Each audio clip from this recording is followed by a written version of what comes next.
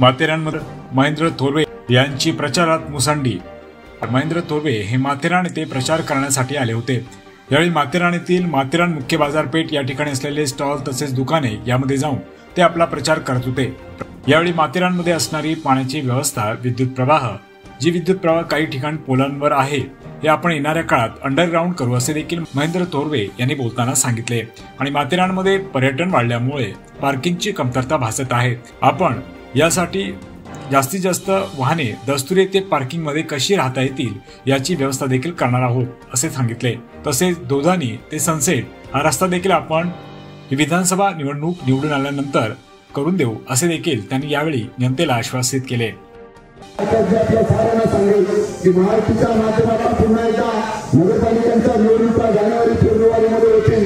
या निवडणुकामध्ये सुद्धा पुन्हा एकदा माथेरानच्या नगरपालिकेवर शिवसेना महायुतीचा भगवा फडकायचा आपल्यासाठी। मागच्या वेळेला चुकीचा उमेदवार आपण त्या ठिकाणी निवडून दिलेला होता। विकासाला चालना मिळत नव्हती, घरचा विकास सुरू होता, माथेरानच्या जनतेचा विकास करता तुम्ही त्या ठिकाणी होत नव्हता।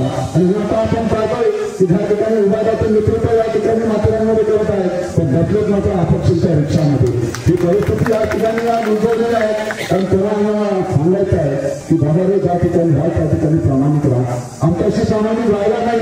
आपण हॉटेलमध्ये काम करत होता आणि आपल्याला नगराध्यक्ष त्या ठिकाणी केलं, परंतु आपण माथेरानकरांना न्याय देऊ शकला नाही। माथेरानचं ओझं माझ्यावर वाढत केलं, तो शब्द माथेरानकरांनी त्या काळामध्ये तुम्ही राहता, तुम्हाला ह्या अपघाता वेळेस नगरपालिकेच्या माध्यमातून पूर्ण करता आलं नाही। परंतु काळजी करू नका, पुढील काळामध्ये माथेरानचे जे प्रश्न असतील हे सारे प्रश्न माथेरानकरांचे सोडवले जातील। तर हा महेंद्र थोरवेंचा शब्द या ठिकाणी पुन्हा एकदा माथेरानकरांना या ठिकाणी देतात। आपण सार्वजनिक एकत्रपणे काम करूया। महाराष्ट्री म्हणून माझा पूर्णपणे आवाज बसलेला आहे, सातत्याने जागरण सुरू आहे। आपण सर्वांनी मला समजून घ्या। मुंबई डेडलाईन 24 साठी नितीन पारधी, कर्जत।